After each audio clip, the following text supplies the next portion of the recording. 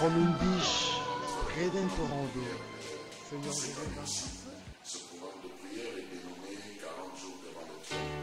Nous le commençons le 21 novembre jusqu'au 31 décembre. Le thème de cette prière est ta volonté se fasse. La prière qui se nous a fait. Nous sommes convaincus que c'est que Dieu a planifié pour toi dans le ciel.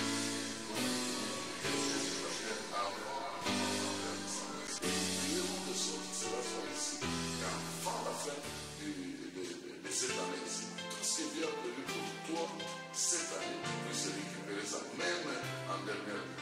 Nous aurons des invités qui vont nous entraîner sur les enseignements de haute facture, notamment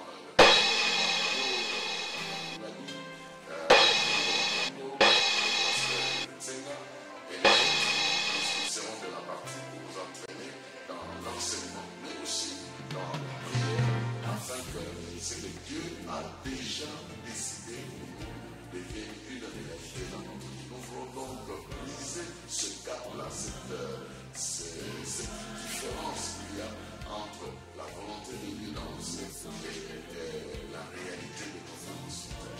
Nous voulons revenir nombreux au centre de notre cité de transfiguration sur l'avenue Mouenka, nous sommes cet entraîneur dans la jusqu'à face. Vous êtes tous invités et ce temps est un temps de réflexion, mais aussi un temps d'appropriation de ce que Dieu a déjà fait. Nous vous invitons à nous joindre parce que le programme va toujours commencer vers 16h30 jusqu'à 20h plus tard. Il y aura le temps de prière, le temps de témoignage, le temps des enseignements. Vous êtes bienvenus et je suis sûr que vous ne serez pas déçus. Et recevoir la grâce de Dieu et aussi participer dans la prière communautaire pour que l'intertrante que nous sommes aussi que nous sommes. Bienvenue à tous. Nous sommes ici, pas par habitude. Nous sommes ici parce que Dieu le veut. Et s'il veut que nous soyons là, il y a des choses qu'il va nécessairement accomplir parce que nous sommes là. Et j'aimerais que tu puisses t'apprêter. Parce que de grandes choses vont s'accomplir dans ta vie. Il y a la volonté des hommes qui a fait ce qu'elle a fait dans ta vie. Mais il y a aussi la volonté de Dieu qui doit s'exécuter dans ta vie. Si les hommes savent faire ce qu'ils veulent, Dieu aussi a le pouvoir d'accomplir ce qu'il veut. Alors, pour commencer cette grande rencontre, nous allons partir avec 2 versets de la Bible. Le premier est dans Apocalypse. Apocalypse chapitre 4. Versets 9 à 11.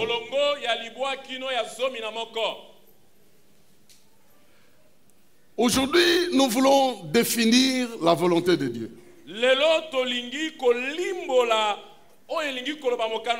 La volonté de Dieu, c'est quoi? Nous entendons parler de la volonté de Dieu. C'est un sujet qui est très très vaste.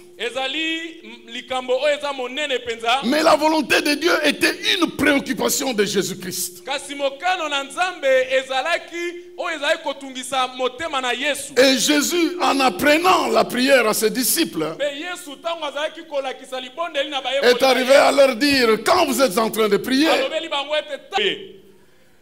et chaque fois que les êtres vivants présentaient présentent leur adoration, leur hommage et leur reconnaissance à celui qui siège sur le trône, à celui qui vit éternellement,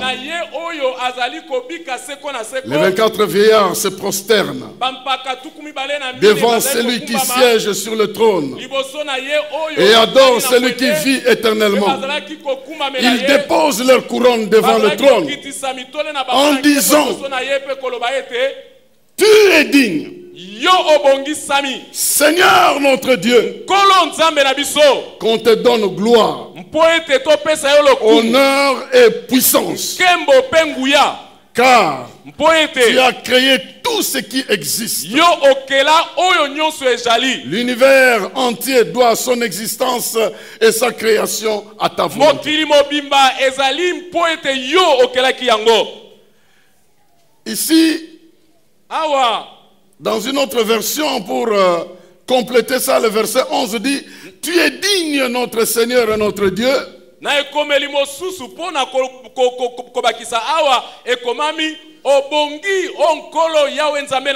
de recevoir gloire, l'honneur et la puissance, car tu as créé toutes choses et c'est par ta volonté qu'elles ont été créées et qu'elles existent. Amen. Tu es digne, digne qu'on te reconnaisse le pouvoir, qu'on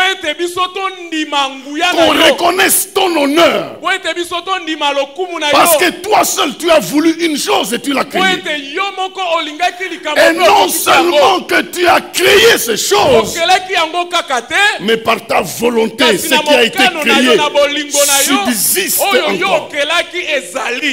Bien-aimés dans le Seigneur, nos volontés s'arrêtent quelque part. Nos volontés s'arrêtent quelque part. Mais la volonté de Dieu, la volonté de Dieu, c'est la base de tout ce qui existe. Je vais expliquer aujourd'hui le sens, plusieurs sens de la volonté. Comme ça, nous allons avoir une idée. Pendant tout le temps, nous allons lire les différents passages de la Bible. Nous aurons une idée qui est là. Là, c'est telle idée qui est là-bas. Là, c'est telle idée qui est là. Pour que nous comprenions. Avant toute chose, ce que j'aimerais dire, que la volonté de Dieu est un concept grand. Ça n'a pas une seule signification. Ce n'est pas un mot qui a juste une signification. Non. C'est un mot qui englobe beaucoup d'autres mots. C'est comme le salut. C'est un mot qui englobe beaucoup d'autres choses. Et la volonté de Dieu, elle a plusieurs sens. Et avec la grâce de Dieu, nous allons voir ce qu'elle signifie. Et nous allons entrer dans les détails dans les jours qui viennent. Aujourd'hui, comme c'est le jour de démarrage, j'aimerais que tu démarres avec les quelques explications que nous allons donner. Le premier sens de la volonté de Dieu, c'est son pouvoir. Son pouvoir qui lui permet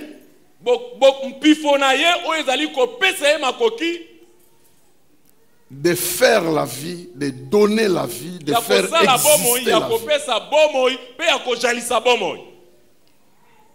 Son pouvoir qui donne la vie, qui garde la vie, qui protège la vie. Dieu a plusieurs pouvoirs. Il a le pouvoir de créer, de faire venir à l'existence quelque chose qui n'existait pas. Mais avant d'exercer ce pouvoir-là, il doit d'abord vouloir. Il doit d'abord vouloir. Il n'a jamais rien fait à contre-cœur. C'est pourquoi on nous a dit un texte ici que notre Dieu est dans le ciel, ce qu'il veut, il le fait. Avant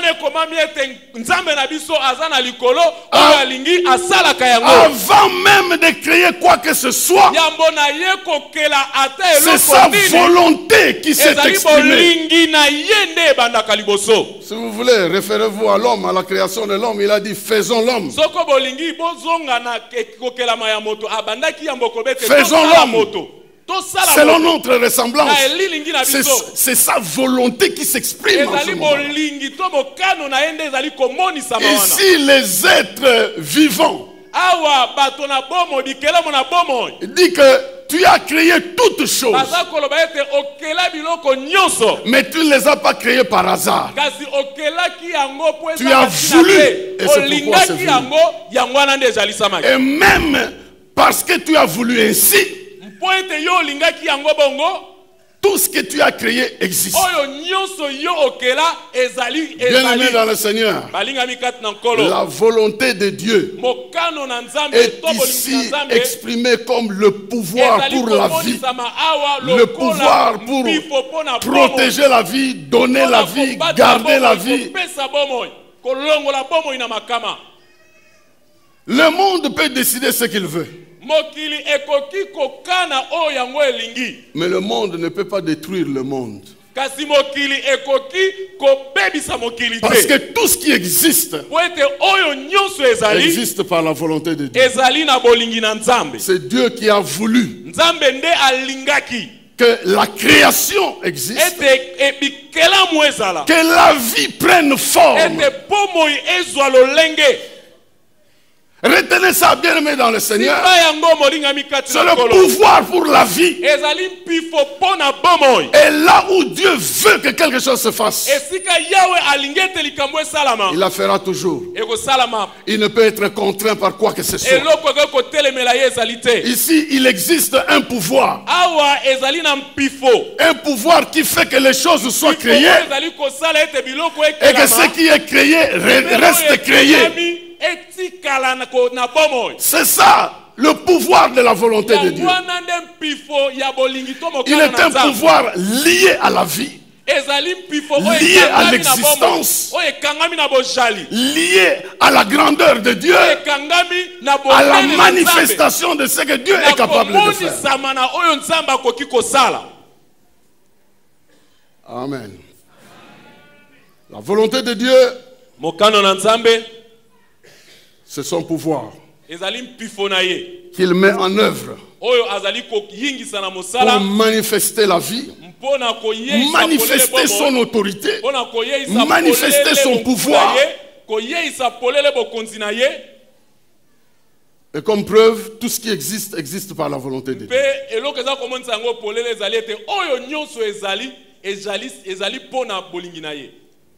Mais ce n'est pas le seul sens de la volonté de Dieu. Ça, c'est le sens global de la volonté de Dieu. Il y en a trois autres que j'aimerais partager avec vous, pour que nous comprenions qu'à part sa volonté de donner la vie, de faire subsister la vie, de faire subsister ce qu'il a créé.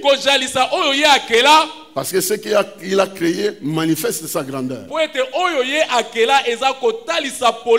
on regarde la création entière, on a une idée sur la grandeur de ce Dieu-là. Oh, combien il est grand. Il s'est fait lui-même un trône. Il s'est assis, sans souci que personne ne vienne l'enlever. Par sa volonté. Oh, je prie que cette volonté s'accomplisse dans ta vie aussi. Donc là, nous retenons que cette volonté-là, c'est le pouvoir que Dieu manifeste pour donner la vie et pour la maintenir.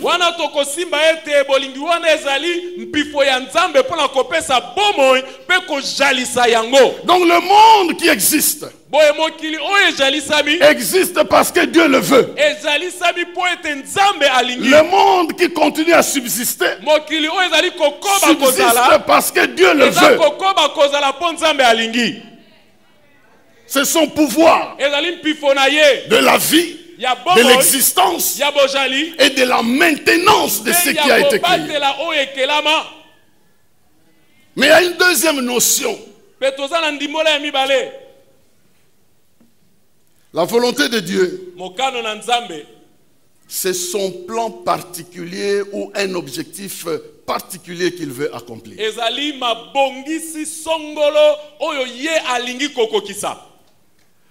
C'est un objectif particulier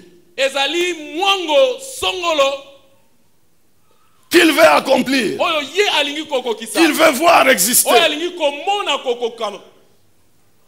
Là, nous quittons le monde entier, nous entrons dans des particuliers. Dieu a des plans particuliers. Et ces plans-là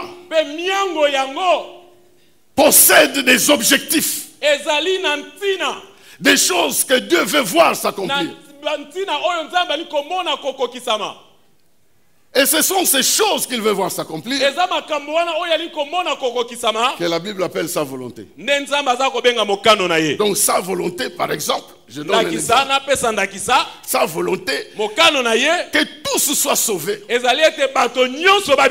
parviennent au salut. Ça c'est sa volonté. Ce n'est pas attaché à la création. C'est attaché à un plan particulier qu'il est en train de suivre. C'est pourquoi sur ce terrain ici, il y a deux choses qu'il faut comprendre. Il y a l'objectif que Dieu veut atteindre, qui représente sa volonté. Il y a les moyens qu'il veut utiliser pour atteindre cet objectif. Ça aussi, ça s'appelle sa volonté. Je vais m'expliquer. Genèse, chapitre 18, verset 19. Genèse chapitre 18 verset 19.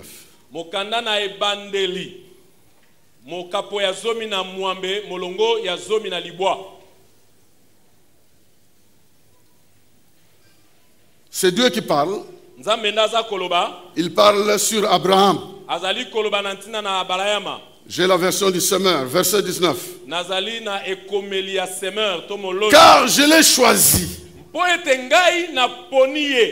pour qu'il prescrive à ses descendants et à tous les siens après lui de faire la volonté de l'Éternel en faisant ce qui est droit. Ainsi j'accomplirai mes promesses que je lui ai faites.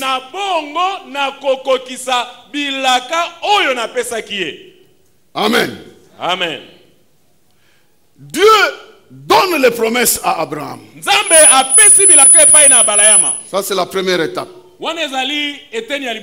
Son objectif, que Abraham devienne le père d'une multitude de nations. Ça c'est la volonté de Dieu. Ça c'est l'objectif que Dieu veut poursuivre au travers d'Abraham. Retenez bien ceci, parce que quelqu'un va saisir une vérité ce soir. Et si tu saisis ça très bien, ta relation avec Jésus ne sera plus la même. Ta relation avec Jésus ne sera plus la même. Je dis bien, ta relation avec Jésus ne sera plus la même.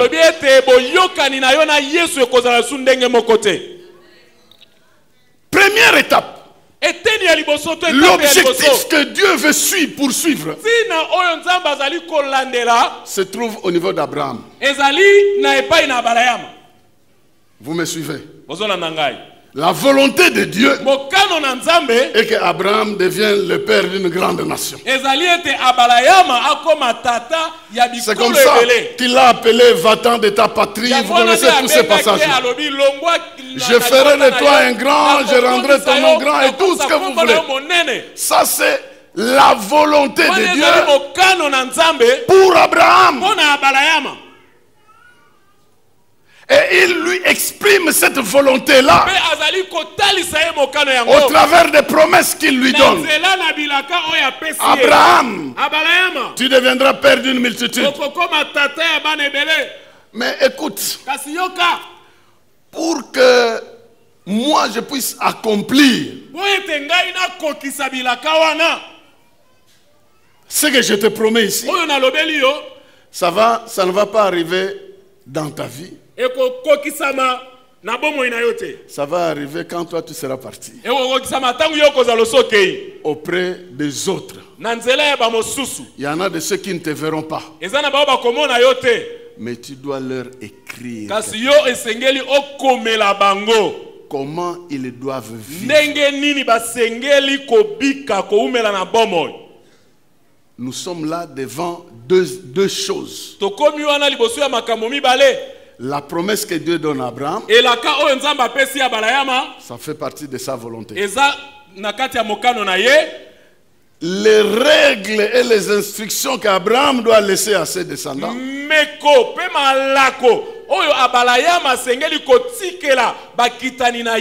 ça fait partie aussi de la volonté de Dieu, afin que ce que Dieu a promis à Abraham s'accomplisse chez eux. Je vais y arriver petit à petit. Je vous donne un autre exemple. Je vous donne un autre exemple. Je pense que vous avez droit à 2 ou 3 exemples pour que vous compreniez.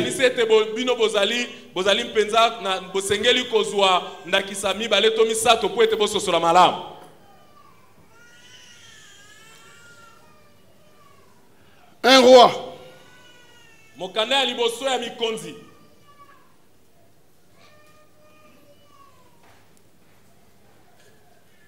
1 Roi chapitre 3, verset 6. Tu as témoigné une grande bienveillance à ton serviteur David mon père.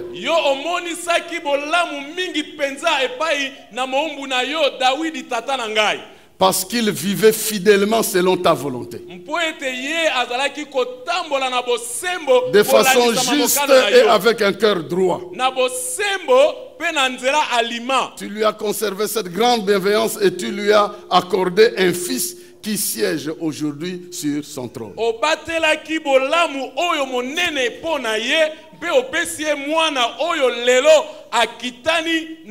Je suis en train de parler de la volonté de Dieu comme un objectif, un but ultime qu'il veut atteindre avec un certain nombre de personnes.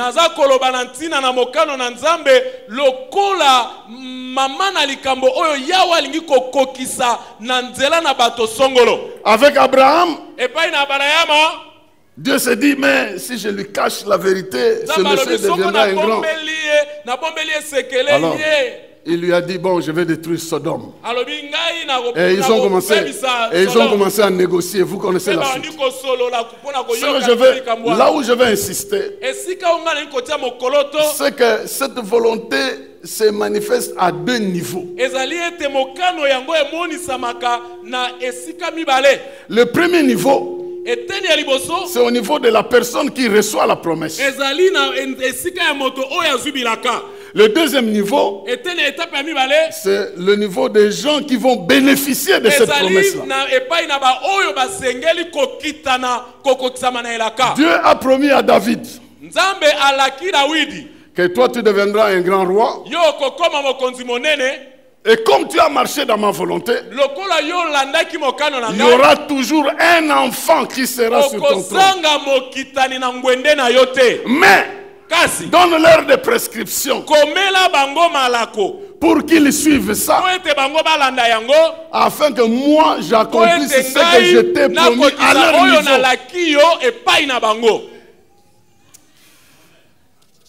Je vais retourner sur ça parce que je veux que tu comprennes avant que je progresse. Ici, la volonté de Dieu, elle est comprise comme son objectif qu'il est en train de poursuivre. Mais cet objectif ne peut s'accomplir que si les hommes respectent sa volonté. Respecte ce qui est prescrit. Si les descendants de David respectent ce que David leur a demandé de faire, ce que Dieu a promis à David, ils vont vivre ça. Même si David n'est pas là. Ce que Dieu a promis à Abraham, si ses enfants, ses descendants respectent ça, Dieu va faire accomplir ses objectifs. Alors qu'il a donné la promesse à Abraham, pour qu'Abraham devienne grand, il faut que la population se multiplie. Et pour que la population se multiplie, il faut qu'il respecte les instructions qu'Abraham a laissées. Lui-même, Abraham doit respecter les instructions. Il doit aussi laisser ça aux autres qui doivent le suivre. Et Dieu qui est fidèle, comme il a déjà promis à celui qui a reçu la promesse, aussi longtemps que les autres pratiquent la volonté de Dieu, Dieu va faire accomplir sa promesse qu'il a donnée. Alors bien aimé dans le Seigneur, toi et moi, nous sommes derrière Jésus-Christ. C'est lui qui a reçu la promesse. C'est lui qui a dit: tu n'as voulu ni sacrifice ni offrande. Tu m'as formé un corps et je suis venu pour faire ta volonté. Et c'est à cause de cette volonté-là que nous sommes aujourd'hui appelés chrétiens, appelés saints, appelés pardonnés, appelés justifiés, appelés sanctifiés. C'est à cause de cette volonté-là de Jésus-Christ qui a donné sa vie, parce que son Père lui a promis que si tu donnes ta vie en sacrifice, je sauverai le monde. Je sauverai le monde. Bien-aimé dans le Seigneur, c'est pourquoi il est écrit: Dieu veut le salut de l'humanité. Mais vous allez constater que la volonté de Dieu ici, pour qu'elle s'accomplisse, elle a des conditions.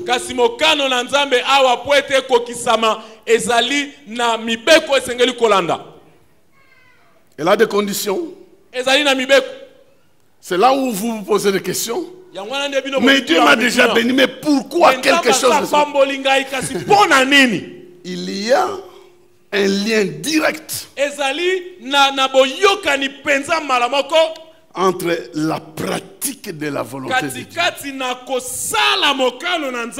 et le fait seulement de l'entendre. Jésus a dit ceci: ce n'est pas ceux qui m'appellent Seigneur, Seigneur, qui entreront dans le royaume. Dieu veut que vous entriez dans le royaume. Mais pour que vous entriez dans le royaume, pratiquez. Je parle à quelqu'un ici. Donc bien aimé dans le Seigneur, nous allons rejoindre plus tard Jacques qui dit ne vous bornez pas à écouter, mais pratiquer la parole. C'est ça qui nous met à l'écart de l'accomplissement de certaines choses que Dieu veut réaliser dans notre vie. Le problème n'est pas à son niveau. Sa volonté est exprimée. Le but qu'il veut poursuivre est là. Et les moyens pour atteindre le but, il le donne. Maintenant, si tu suis, tu atteins le but. Si tu ne suis pas, tu ne vas pas atteindre le but. Alors nous, des fois, on ne suit pas et on l'accuse de nous avoir promis sans réaliser.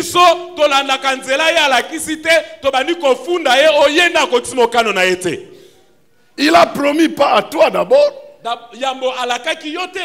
Il a promis à son fils.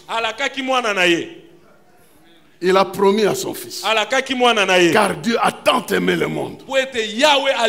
Là où il a mis sa volonté, il a exprimé sa volonté. Il faut suivre le principe. Je vous ai toujours donné l'exemple de Moïse qui a élevé le serpent d'airain. La volonté de Dieu était que le peuple puisse survivre des morsures de serpents. C'était la volonté de Dieu. Et il a donné cette promesse à Moïse. Il dit Moïse, lève le serpent. Quiconque regardera le serpent, il ne va plus souffrir des morsures de serpent. Dieu a exprimé sa volonté. L'objectif qu'il est en train de poursuivre. Et les moyens par lesquels il va atteindre ses objectifs. Donc, en ce moment-là, bien-aimé dans le Seigneur, la volonté de Dieu se comprend comme un objectif que Dieu veut atteindre. Et pour atteindre ces objectifs, il nous donne des directives. Alors, si nous ne suivons pas ces directives-là, c'est nous qui n'allons pas atteindre l'objectif. Mais Dieu fera atteindre ceux-là qui marchent avec lui, il les fera atteindre les objectifs. Donc, que nous prenions la vie d'Abraham, la vie d'Isaac, la vie de Jacob, la vie de David, nous prenons la vie d'Israël dans son ensemble. Comment Dieu voulait que le monde entier le connaisse au travers d'Israël. Il leur a dit, vous serez la tête et non la queue. Vous serez toujours supérieur aux autres. Ça c'est mon objectif pour vous. Ça c'est ma volonté pour vous. Mais pour que cette volonté s'accomplisse, pratiquez. Pratiquez les directives que moi je vous donne. Si vous ne pratiquez pas les directives, alors vous ne pouvez pas prétendre atteindre l'objectif pourtant que moi j'ai. Alors, bien-aimés dans le Seigneur, il y a plusieurs textes que nous trouvons dans la Bible qui nous parlent de la volonté de Dieu, soit comme des objectifs qu'il veut atteindre dans la vie des gens, soit comme des directives qu'il donne pour que ces gens-là puissent arriver. Salomon se retrouve en train de prier.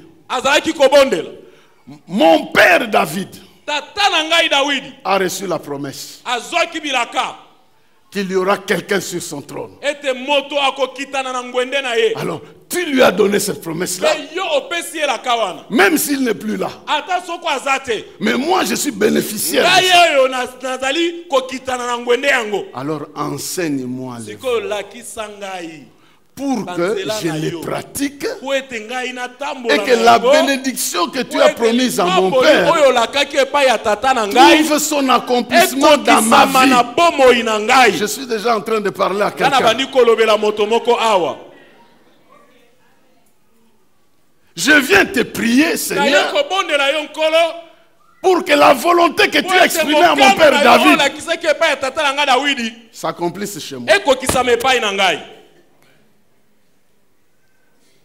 Si Dieu a promis à Abraham et que vous êtes le terrain de l'accomplissement, donc vous êtes le terrain de l'accomplissement. Et c'est Jésus-Christ qui est venu nous faire entrer dans ces promesses-là. Donc ce que Dieu a promis à son Fils, comme nous lisons dans la Bible, tu es mon fils, je t'ai engendré aujourd'hui. Et je vais faire de sorte que tu deviennes un tout petit peu inférieur aux anges. Tu vas aller dans le monde.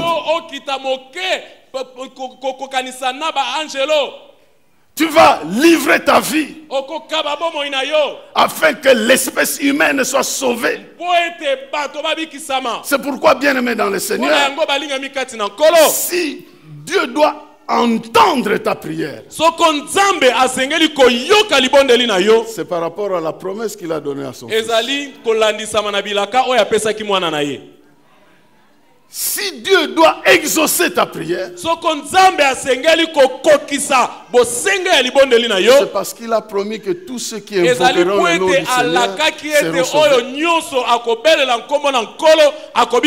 Donc moi je viens préparer la foi de quelqu'un pour venir dire que moi je serai le terrain sur lequel les multiplications des promesses de Dieu et pour Abraham et pour Jésus-Christ doivent s'accomplir dans la vie.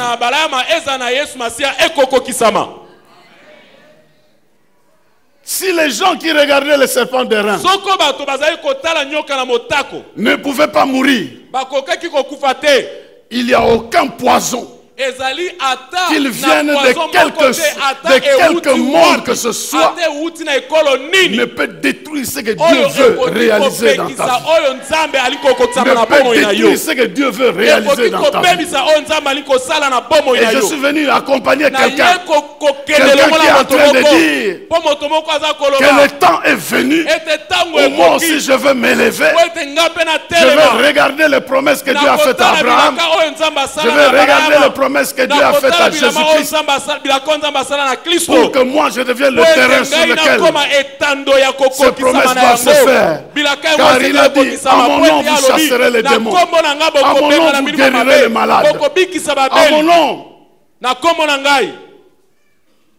vous changerez les circonstances, vous déplacerez les montagnes. Bien-aimés dans le Seigneur, si en ce temps-là, les lois devaient être mises en pratique pour que les gens bénéficient en notre époque, nous avons besoin de la foi. Nous avons besoin de la foi. La volonté de Dieu est dans ta foi. C'est pourquoi il dit qu'il te soit fait selon ta foi. Pourquoi? Parce que Dieu nous a tout donné en Jésus-Christ. Tout en Jésus-Christ. En lui, il y a toute forme de bénédiction. Et du fait que nous faisons confiance en Jésus-Christ, Dieu nous bénit par rapport à la bénédiction qu'il a préservée pour nous ou qu'il a réservée pour nous en Jésus-Christ.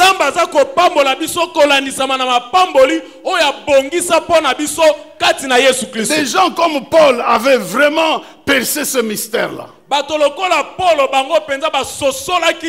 Le mystère de la foi qui lui a permis de découvrir la volonté de Dieu.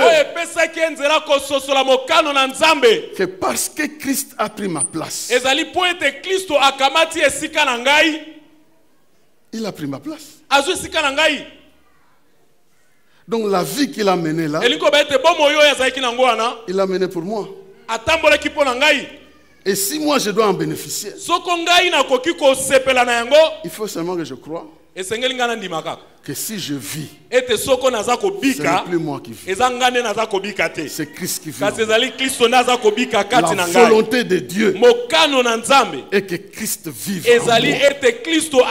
Et que Christ qui vit en moi puisse amener la victoire que Dieu lui a donné dans le ciel, dans ma vie, quel que soit le lieu où je vais, parce que ce n'est plus moi qui vis, c'est Christ qui vit en moi. La vie que je mène maintenant, je la mène dans la foi.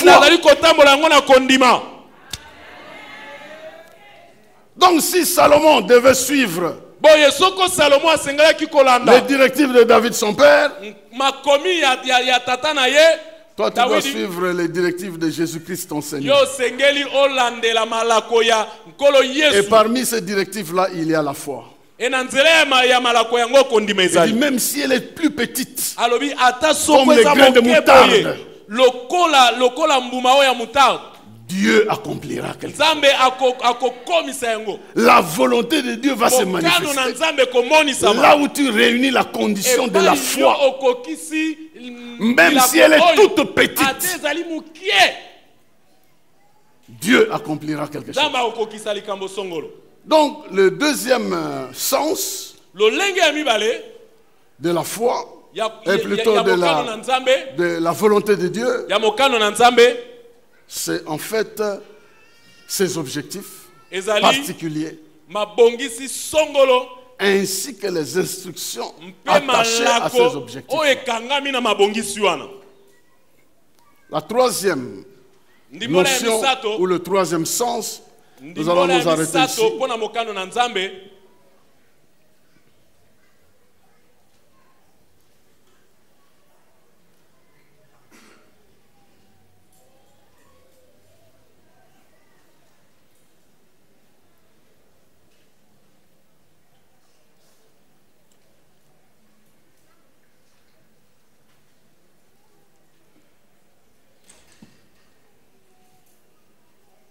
Nous sommes dans 1 Jean. Tozali na mokanda ya yambo ya Yohane. Chapitre 5. Mokapo ya mitano. Verset 13 à 15. Molongo ya zomi na misato kino zomi na mitano. La volonté de Dieu mokano na Nzambe est une manière de vivre. Ezali lolenge ya kozala na bomoi. Est une manière de vivre. Ezali lolenge ya kotambola na bomoi. Et cette manière de vivre, lolenge yango ya kotambola na bomoi, elle nous différencie de ceux-là ezali kokesenisa biso na ba oyo qui ne marchent pas selon cette volonté. Ba oyo bazali kolanda mokano yango te. 1 Jean, qu'est-ce que j'avais dit? 1 Jean, chapitre 2, je m'excuse, chapitre 2, verset 16 à 17.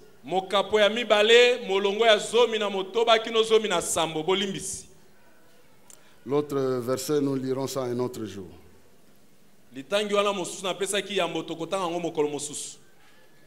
1 Jean, chapitre 2, verset 16 à 17. En effet, tout ce qui fait partie du monde, les mauvais désirs qui animent l'homme, la soif de posséder, ce qui attire le regard, et l'orgueil de la vie, tout cela ne vient pas du Père, mais du monde. Or, le monde passe avec tous ses attraits. Mais celui qui accomplit la volonté de Dieu demeure éternellement. Amen. Une manière de vivre. Une manière de vivre qui adopte tout ce que Dieu nous a demandé de faire. En général, Ce n'est plus un projet particulier avec des objectifs particuliers pour réussir. Ça, c'est un aspect. Nous allons creuser ça dans ta vie. Il y a aussi des choses que Dieu veut que tu réalises.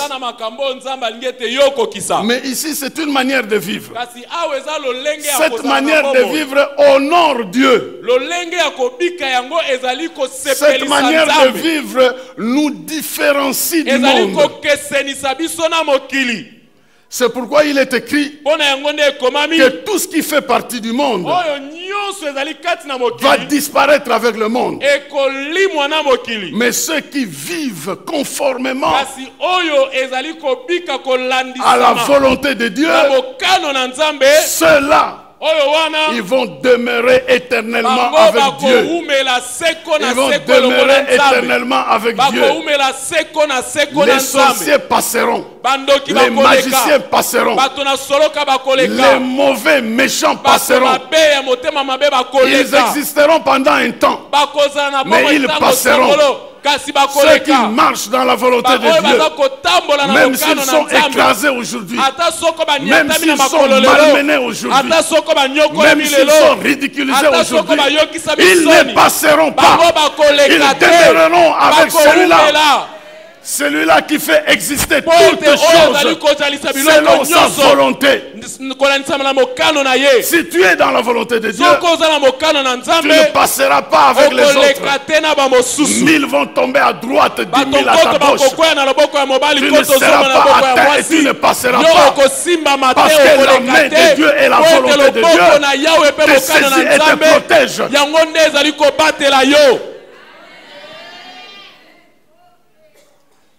Choisis une manière de vivre qui plaise à Dieu. C'est comme ça aussi que Dieu présente cette manière de vivre. Je mets devant toi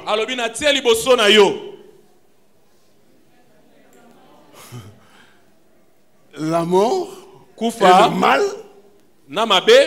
la vie et le bien. Mais ma volonté, que tu choisisses ça. Et quand tu choisis cette manière de vivre, Jésus a dit, ça ne sera pas facile pour vous. Parce que moi, on m'a persécuté. Vous aussi, vous ne saurez pas vivre cette vie sans que vous soyez persécuté. Mais, parce que vous êtes dans la volonté de Dieu, et que tout ce qui subsiste par sa volonté.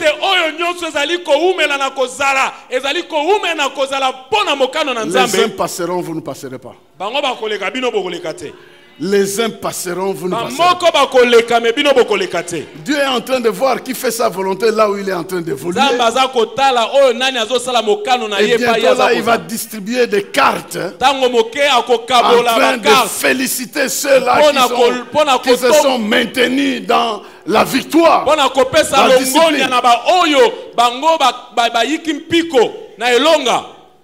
C'est cette manière de vivre qu'on nous a lu ici.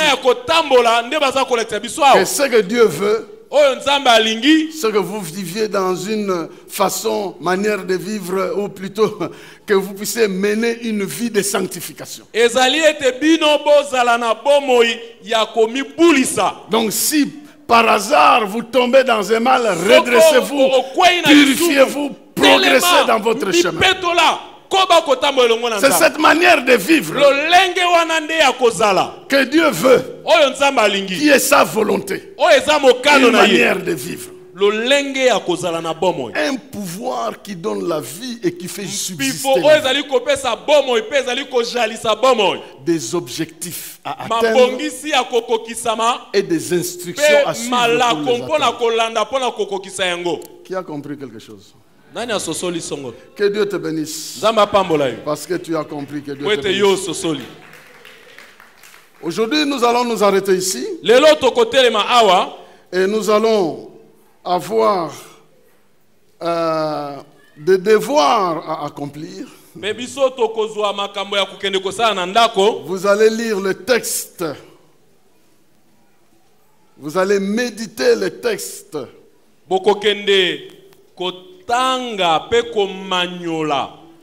De Matthieu,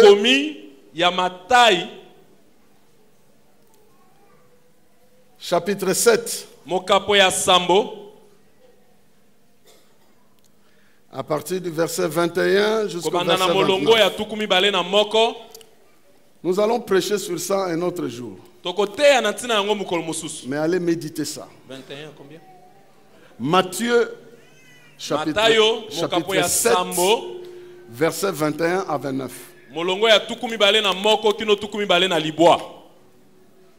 Matthieu, 7, 21 à 29.